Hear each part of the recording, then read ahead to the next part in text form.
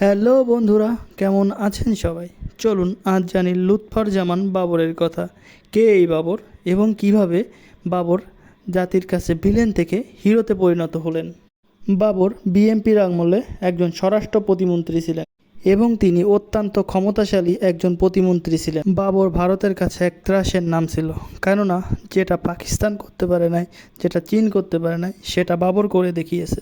ভারতের 7 স্টার খ্যাত রাজ্যগুলো প্রায় বিভক্তই করে ফেলেছিল ভারত ভূখণ্ড থেকে যে কারণে বাবর জেল থেকে বেরিয়ে আসার কারণে ভারতের চোখের ঘুম বন্ধ হয়ে গেছে। যদি সেই অস্ত্রগুলো আজ ভারতে ঢুকতো বা যদি সেই অস্ত্রগুলো আজ বিদ্রোহী গোষ্ঠীর কাছে দিয়ে দিতে পারত, তাহলে আজ ভারত থেকে এই 7 স্টার খ্যাত রাজ্যগুলো বিভক্ত হয়ে যেত। লুৎফর বাবর 21শে আগস্ট গ্রেনেড হামলা 2004 সালে এবং 10 ট্রাক অস্ত্র মামলায় দণ্ডের আসামি ছিলেন, কিন্তু লাস্ট পর্যন্ত তাকে এই সব মামলা থেকে অব্যাহতি দেওয়া হয়েছে।